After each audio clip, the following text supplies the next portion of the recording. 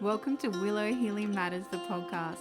We are so excited to have you joining us on this journey where we explore different ways to empower your soul, whether it's healing in your kitchen or all the way up in the corporate world. Come with us as we look into different ways to heal your mind, body, and soul. Hi everyone, it's Catherine from Willow Healing, and I am delighted to bring you the beautiful Anita Wilson today from Four Winds Healing. She is an equine-guided facilitator, a herbalist, and a holistic counsellor, and she's guided many individuals on a journey of personal growth, empowerment, and healing through nature, horses, and holistic wellness practices. So, welcome, Anita, and thank you so much for joining us today. Good morning, Catherine. Thanks so much for having me on. I'm very excited to share with you. So I guess a lot of people listening probably wouldn't know exactly what equine therapy is. So how did you get into that, and how did you get inspired to work with horses? Yes, a lovely, great question. I've been around horses all my life, Catherine, and certainly my journey has changed over the years. I've competed with my beautiful heart horse, Carey, who is still with me at the age of 27. Wow. So I'm very, very grateful to still have her in my life. I've done some endurance riding. I've also been, my ex-husband was a polo player. I was his groom. So I've had exposure to different areas with horses. But there was always a very deep passion that I had as in working with horses, not so much as in competing with horses. And I explored what that might be, and I came across equine-assisted learning. And I began working with horses because I've always been drawn to their gentle power and their intuitive nature. You know, and over time I discovered that they have remarkable abilities to connect with us on deep emotional levels. Their presence just creates a sense of calm and grounding that I really hadn't found anywhere else. And by combining my passion for healing with nature and my love of horses, it just felt like a natural evolution of my work. And today they have become my partners in helping others on their journeys towards healing, growth, and finding inner peace. And all the work that I do with horses, it's on the ground. There's no riding involved. So you work alongside a horse. So you may walk alongside a horse with a halter and lead, or we may work in an enclosure, an arena, with the horses walking at liberty, which means they have no halter or leads, and they walk freely amongst you. So different ways that I work with different people. And so if someone were to come and connect with the horse, what would that kind of look like in terms of a typical equine therapy session? Mm-hmm. I think I do need to distinguish the equine-assisted learning and equine therapy. That would be wonderful. So I think, the equine-assisted learning is very much more about, we work with life skill programs with the company with horses. An equine therapy session looks quite different, where you may come with a life challenge, or you may be undergoing a life transition, and then we look at how can we ask the horses to help us through that. And when I'm working with a horse, regardless of the group of people, I explain very much to each individual that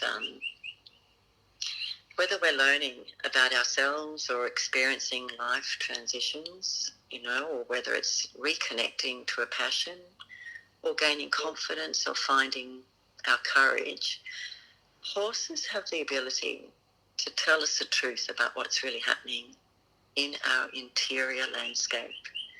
And they truly remind us to be intentionally authentic and to have the courage to truly live the life that we all wish, at times that we could. And so what that situation or what a session may look like is initially, first, I always talk about a horse's behaviour and different expressions of the horse, how horses communicate to us before we even go into the arena with a horse. I always do a grounding exercise, which with each individual client, and that's really just to help them ground themselves, to get them out of their heads, to become more embodied, because horses are very sensitive beings and they listen to our energy and our life force. And so it's really, really important that we leave whatever we've come with behind. You may have just come, from a household, you may have come from an argument, and so that energy is really, really high, and horses are very sensitive and respond to how we feel. So initially we always do a practice where we ground. We do a grounding exercise, a brief meditation, and then I bring the client into the arena, and we just wait. We just observe. We just take a moment to see what the horses are responding to. And I explain to the clients that horses live in the moment. Yeah. And they make great teachers and healers to us humans. They teach us to be in the moment, and they remind us to listen and to respect our own individual experiences. They also are completely authentic, and they don't hide their feelings, and I think that's something that I think we can all at times pretend. Yeah, put the masks on, put the, Exactly. Cover the emotion, put them back in the box. We don't need them right now. Exactly. Yeah. That's so right. And, and underneath there's a wild, raging, emotional energy going on. And so horses are just so, so sensitive to that. Mm-hmm. And, for example, when a horse is experiencing a person as being inauthentic or pretending to be confident, when underneath they're feeling quite afraid or uncertain or unsure, horses show us through their movements. And so what they may do, they may move away from you or disengage. Yeah. And so this is, as a facilitator, I can then, ask,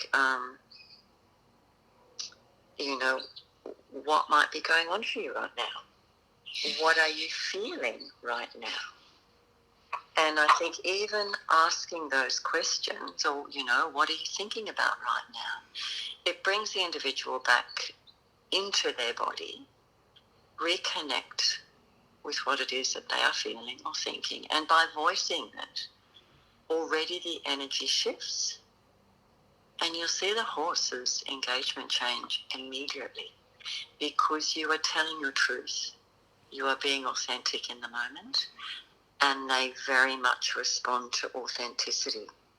And this is one of the gifts of many gifts, that horses show us. They're non-judgmental, and they just don't place us in a specific box or stereotype us. They can encourage us to be less judgmental of ourselves and others. And that's such a gift, when you're standing next to this, 650 kilo animal, this beautiful, sentient being. You feel it's quite a visceral experience, having this beautiful large animal stand next to you. And there's something I notice, in us humans. We want to do the right thing for the horse. Yeah. And which often we don't with another human being, but there's something that a horse really engages us in, and it's truly, quite special. So they really bring so many wonderful qualities to us. Do you feel it's because of the size of their heart and just that massive heart energy that they carry as this beautiful animal? Absolutely. A horse's heart is approximately 8 times the size of a human heart. Yeah.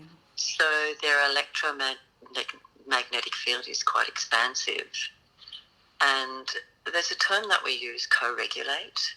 Yeah. So when you're within that field of a horse, your heart will co-regulate with a horse's heart, and hence we can often then experience lower heartbeat within a horse. And this has all been scientifically proven now with electrodes, placed on humans, and just to notice and to watch to see what happens when they come into the sphere of this electromagnetic energy of a horse. And you can feel yourself just calming, and your heartbeat lowers. So they're absolutely, they're very, very strong in how they communicate energetically, but also from a heart point of view. Yeah, I know that I've interacted with horses. My most recent one, I was on a farm and this horse just decided to come and put his head on me and just hang out there. Just was walking with me with his head on my shoulder. Oh, yeah, it's a beautiful experience. How was that for you, Catherine? How did you experience that? Well, I had a laugh because the owner of this horse was a bit of a cranky old man, and then I felt the horse was like, I know.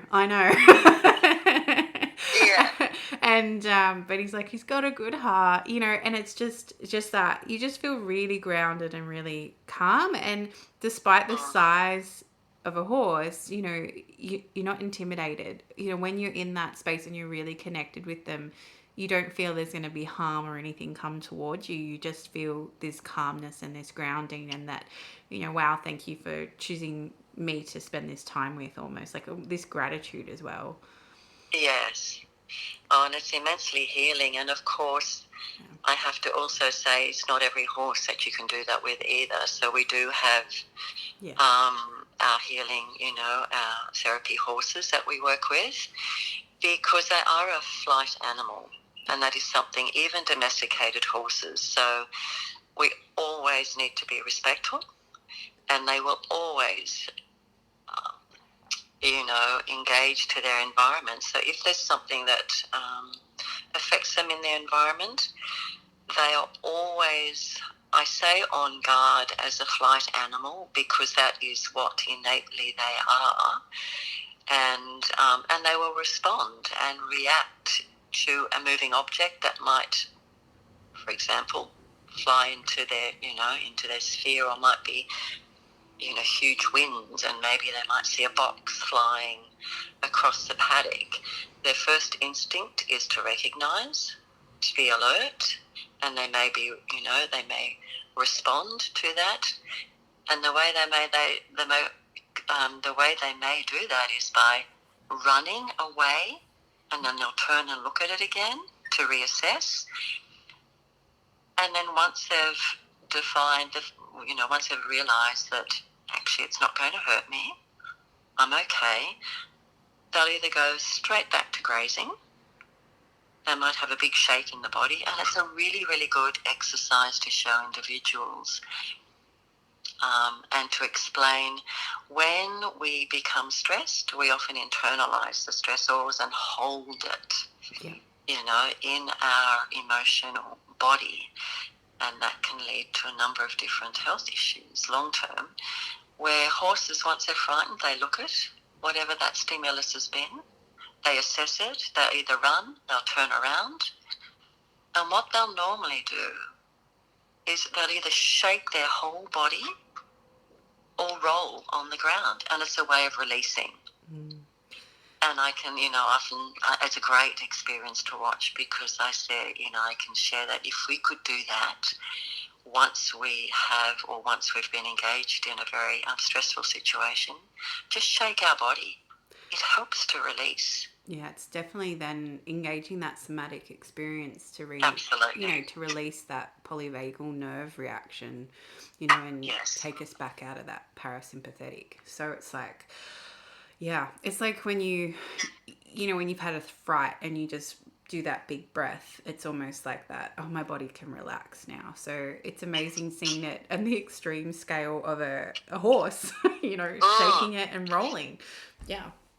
absolutely. And, I point out, I mean, they're such sensitive individuals when you watch them, if you watch a little fly land, I mean, they're tiny. Yeah. And you watch the little bit of, the movement in a horse's body, they're so sensitive. So, we are emotional beings. They are emotional beings. And of course, they're going to respond and read our energies often far better than we can, because they are energy communicators.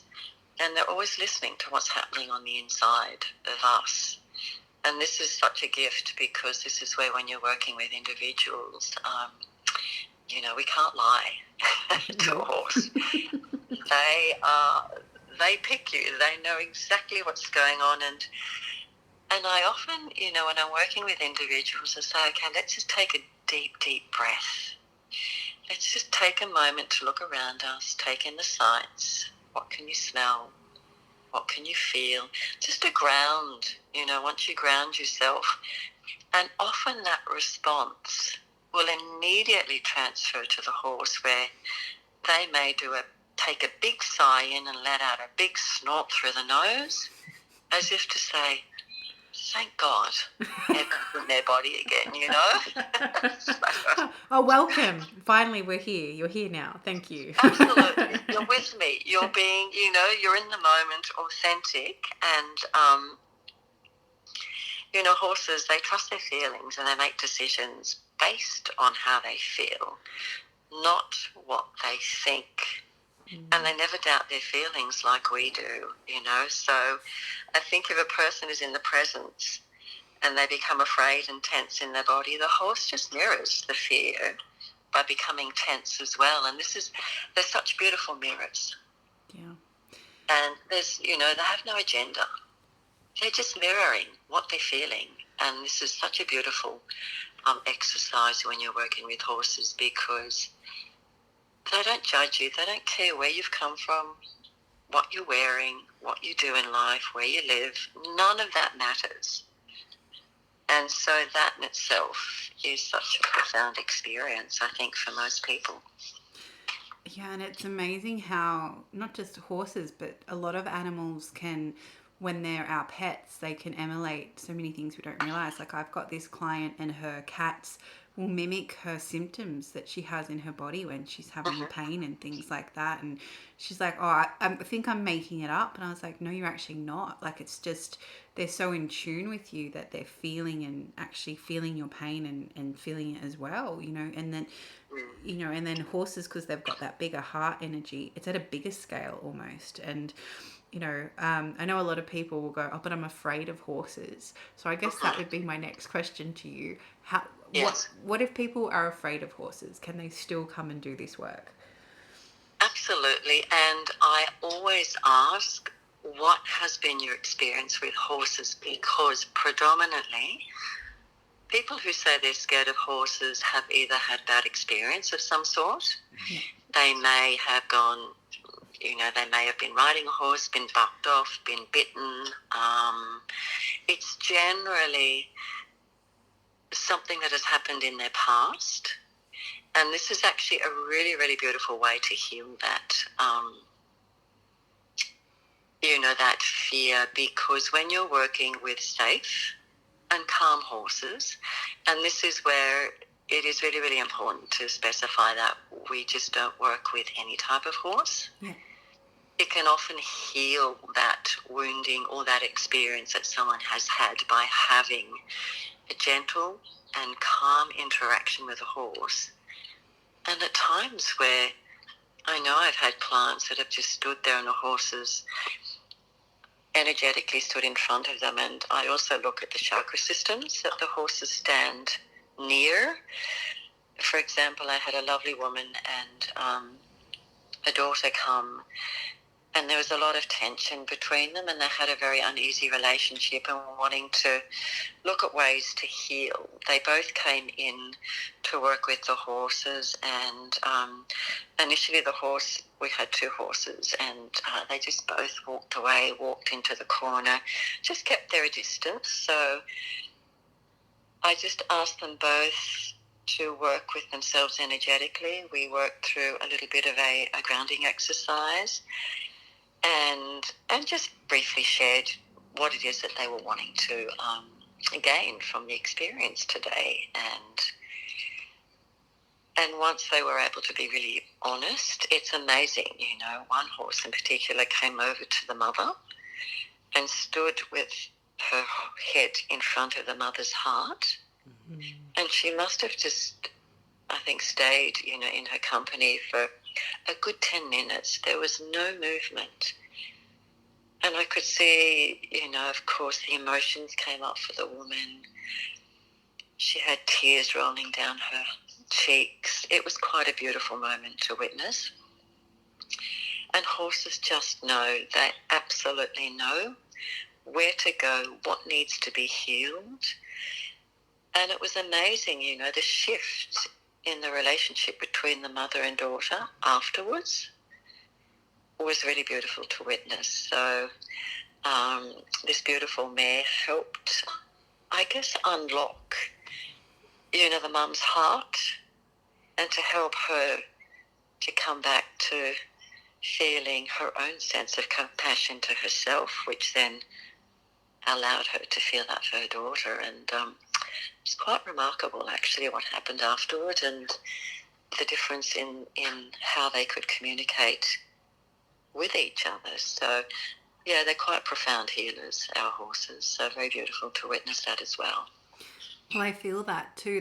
That's such a beautiful story. But the mum releasing that emotion, a lot of people don't realize that when we heal things within us, that it heals it for our children and the grandchildren and that sort of thing too. And that profound emotion release for the mum would have flowed on to the daughter too, so then she could feel again too. So, it's this beautiful synergy that you're creating, but just having that horse present to, I guess, make them check themselves and come back in, really. Oh, absolutely. That's so true, Catherine, because I've really noticed that, what I've learned specifically about myself too is to be really, really aware of, number one, before I go to any of my horses, what am I thinking? What am I feeling? Where am I at this point in time? Because I know that if my head's somewhere else and I'm thinking about work-related issues or whatever it may be where I'm not present, immediately I just see that. I'm very fortunate because I live with my horses and I see them where I'm located. All the paddocks are around the house, so through all of my windows, I can see my horses, and I really, really, I really work at improving my relationship and also approaching my horses with a deeper respect. Because sometimes if we're really unconscious, and we can do that in relationships, you're not aware, we can just be talking to someone really not aware of what we're saying, what we're coming from. We're not speaking with authenticity. I think because horses are such a bigger being, you can see it more clearly and notice their response to you. So they are such gifts, and I feel so blessed, at this stage in my life to live with them. And I often sit out in a paddock and I just sit and I watch and I see what happens. And they're such curious animals too, they come up there, they come and sniff, they want to be with you.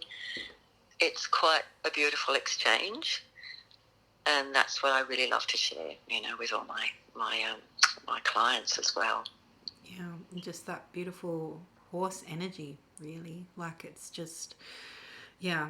And how, I was just wondering how you know a horse is meant to be helping you with your healing work with people. How do you know it's a healing horse rather than a, just a horse that, just a horse, but you know what I mean. So, Yeah. yeah. I think, look, all horses have healing abilities. And I never force any horse to do any of the work with clients. So it's just free will. And what I've observed over the years, that the right horse will come to you, or as in when I'm working with clients. And so I think what I'm hearing you say is, how do you know if it's the right horse, as in working together? Is that what you're asking? Yeah, so you were saying earlier how some horses, like healing horses, but other horses. So, for example, if it's, I know from my mum has horses, there are certain horses that you just know they're not the most sociable. Yes, yes. They're not the ones you're going to go have a moment with, So, No, that's right. And when I'm looking for, or when I have looked for horses in the past, what I look for initially is, when I'm approaching a horse, number one, I watch the engagement of the horse. I look at their eye. Do they have a kind eye? Is there a willingness to engage with me? I just watch the mannerisms.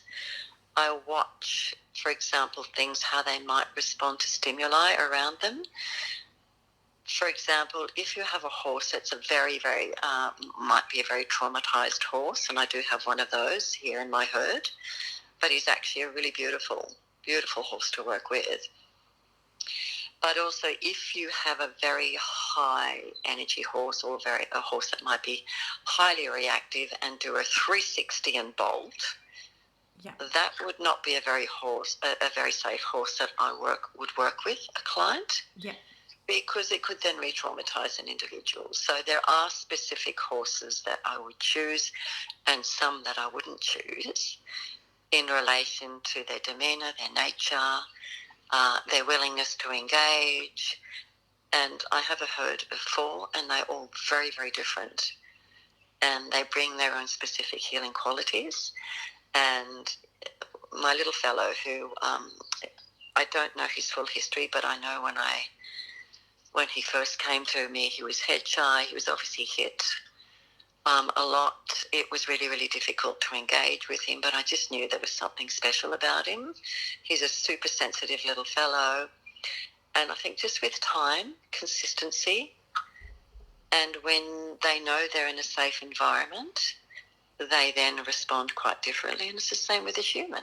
Mm-hmm. When there's that consistency, when you know that someone's going to be there and offer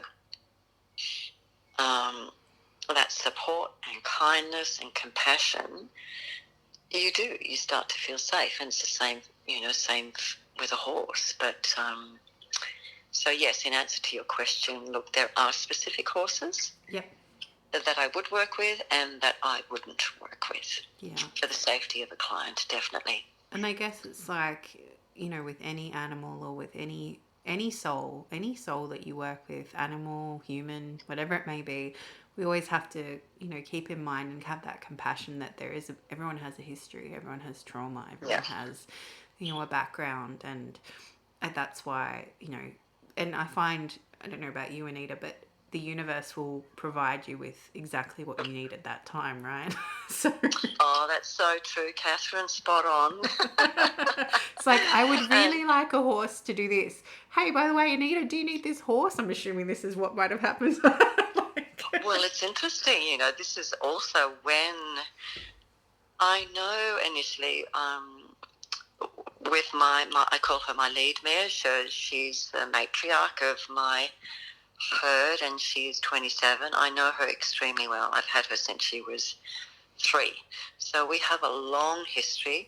She's the most exceptional mare. She has such a beautiful heart. She's kind in nature.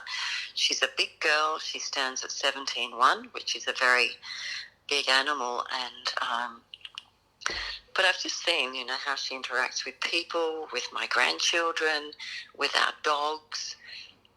She has a very kind nature.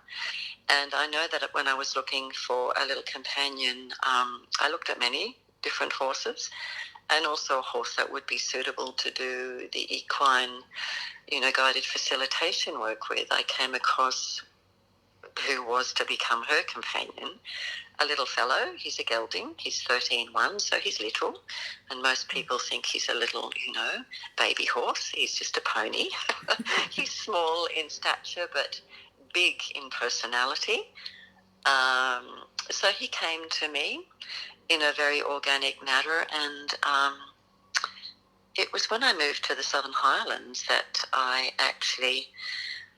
retired my mare from riding, and also from a lot of the equine guided facilitation work. So she does do a little bit of work, but I'm quite particular as to what she does now. And then I thought, well, it would be really lovely maybe to have another horse come and join us. And it was a friend of mine who had 2 horses. She knew the work that I was doing and asked whether I would accept these 2 horses into our herd, as her partner was undergoing some health issues and they needed to relocate and sell. And so hence, we have 2 new members that came to us last year. So I think I'm always open, and I do believe when you ask, you will be provided in the right timing. And so we have these 2 beautiful new members to our herd. Which is such a beautiful way for them to come to you as well. So, and that person to trust you with her horses, she obviously knows that, they're going to a good home, their family. Absolutely, and I think that was, and it would be for me too, number one, to know that they were in a loving, caring, safe home. And as a herbalist too, I look after all our horses naturally. I treat them with herbs. So I always look at a holistic way of living and being, and also working with all our animals. So they have a very beautiful life here, and they also bless me, of course, with their beautiful presence. Yeah. And yeah, I feel very blessed. And it was always a dream of mine, Catherine. Even from a little girl, I had always wanted my own horse, and I didn't have my own horse. Well, I did when I was 16. That was when I had my first horse.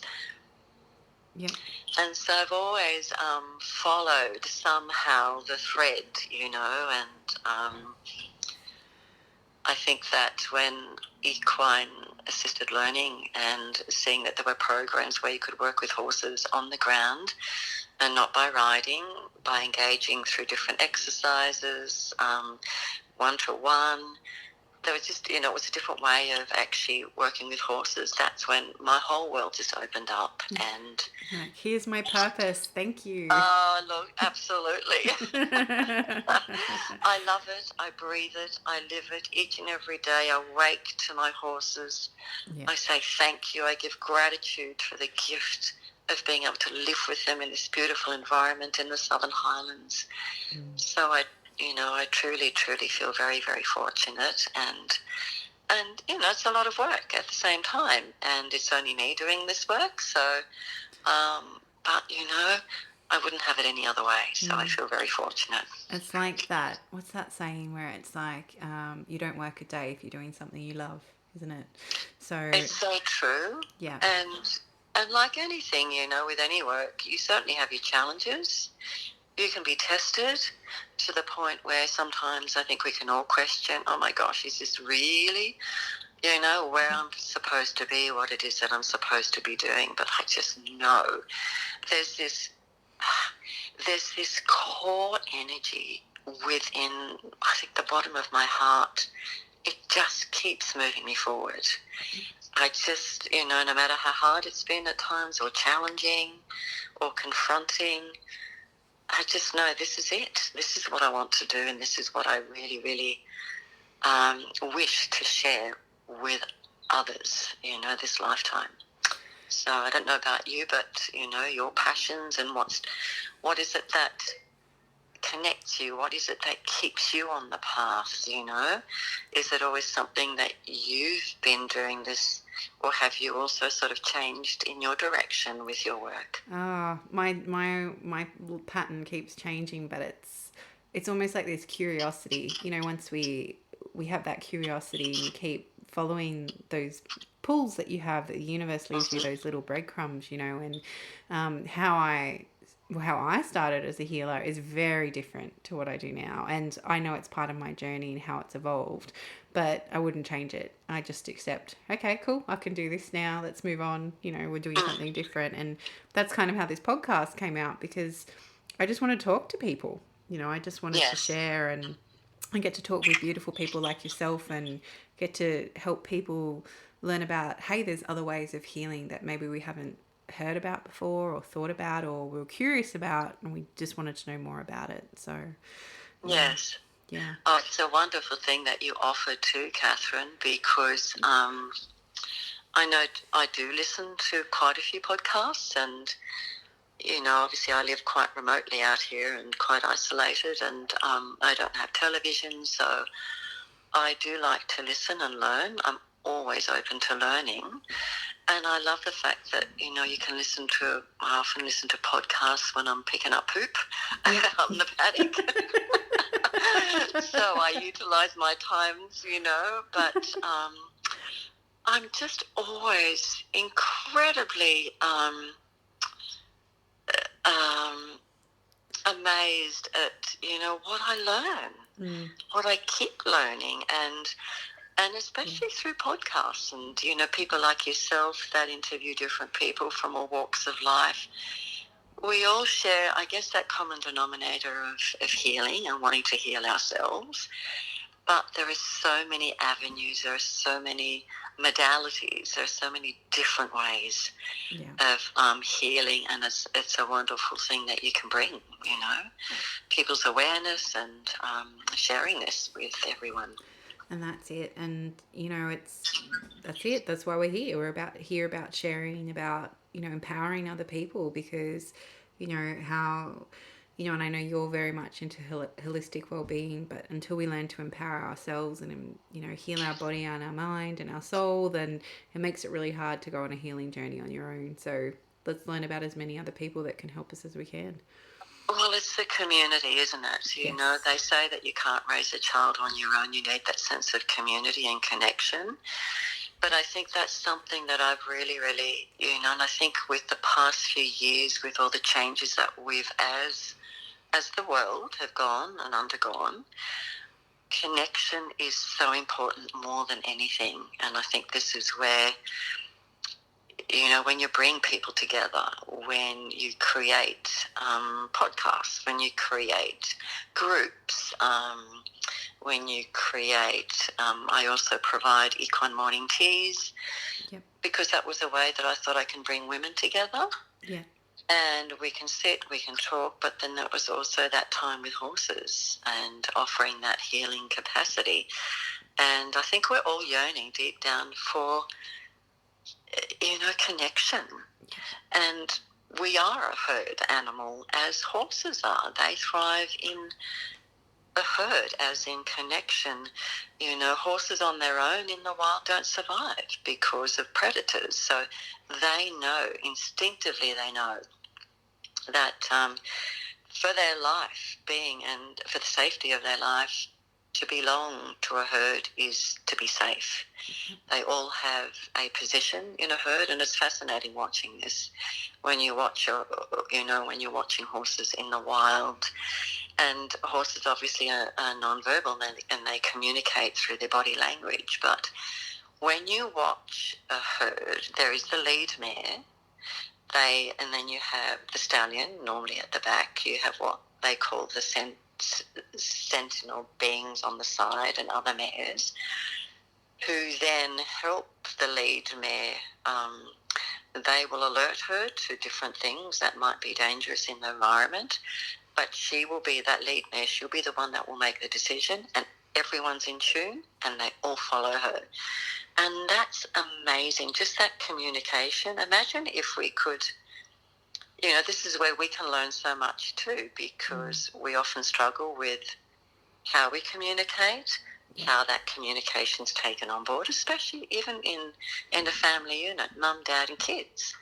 If mum and dad aren't on the same path, the kids know exactly how to manipulate that dynamic, Can I do this? What did Dad say? Yeah, oh, Dad said yes. And are you sure? Oh, yes.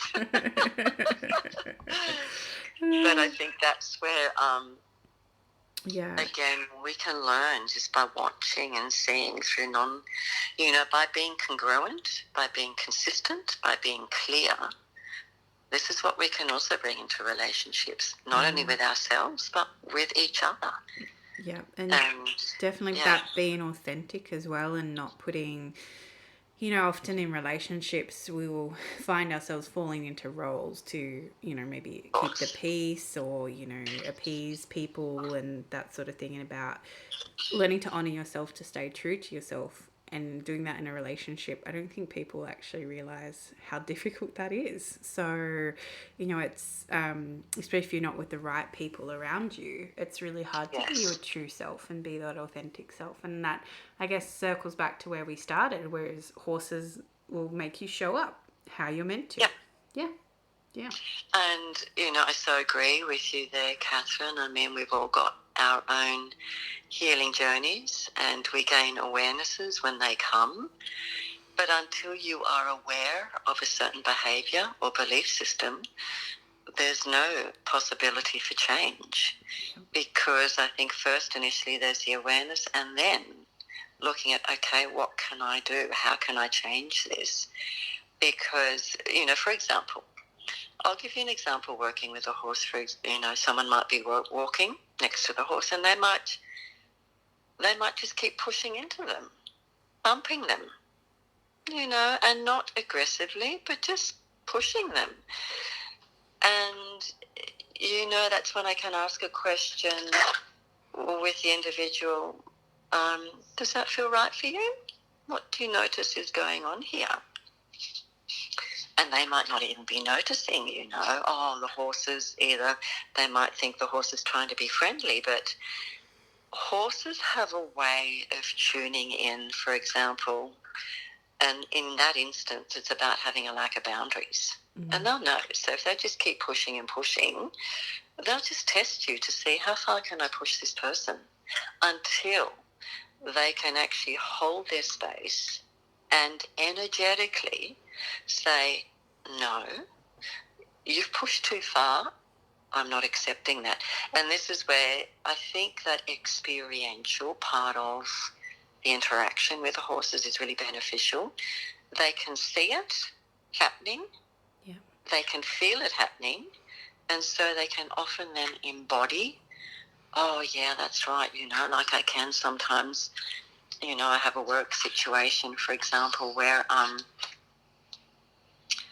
it might be just reflective in that person's life where they're feeling pushed around by someone, and it might be a work experience or work-related environment. It could be within a, personal relationship. Yeah. And so, and I explain, the horse isn't wrong for pushing the person. They are simply mirroring something within that person that we want to learn more about. So, these are the gifts that they share with us. And then it's like, okay, so what can we do? How can we,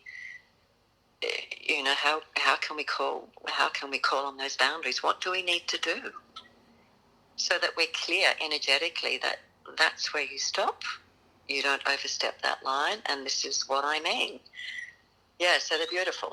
This is there's one of many, many, many ways that horses teach us. Just reflect back what we need to see at that moment. Yeah. And in a very non-judgmental way, because I know that sometimes when someone says, it might say to you or me, hey, like, what are you doing, stand up for yourself. you can either take that as being someone's criticizing you, Yep. take it the wrong way, where when a horse is showing you very clearly just something that's going on inside of you that you may, number one, not be aware of, and that they're trying to help you understand, I think humans have a much different way of accepting that that input from a horse. It's an easy way to integrate and understand, oh yeah, exactly, I can see why I do that, and not take it personally. Yeah. And I guess it's true. It's not that your ego finds it really hard to try and judge a horse. Like, it's just. Yeah, absolutely. Like, they're being true to themselves always. They don't think about things. They just respond to energy. So, I come back to that being as in we are energetic beings. They are energetic beings, and they can show us how to be more in tune with what we're feeling, because I think for most of us, often we don't even know what we're feeling. Yeah. You can say to someone, how are you today? How are you feeling? And we default to, I'm good, even though I actually have found catching myself doing that now, and I'll be like, I'm okay. I'm not great.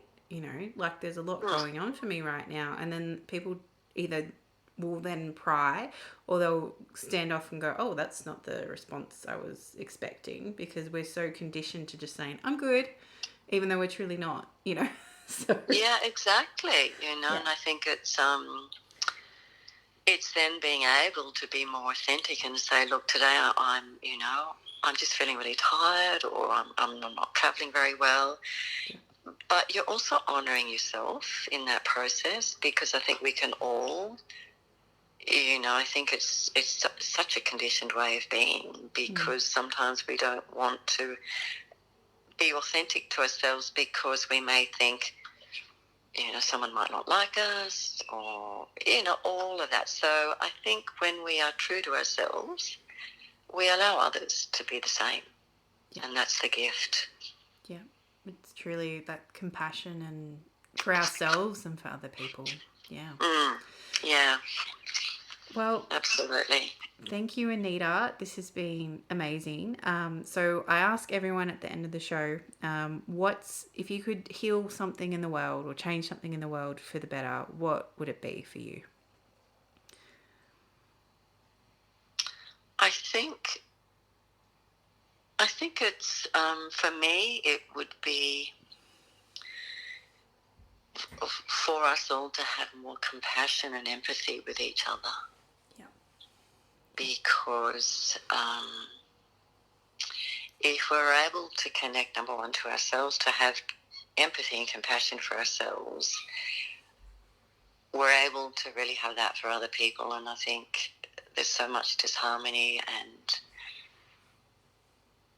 within the world that we live in, and so much is about power and just losing touch with, those simple feelings of, hey, if I could just feel what you were feeling and have more compassion for each other, I think we would have a very different world that we would all live in.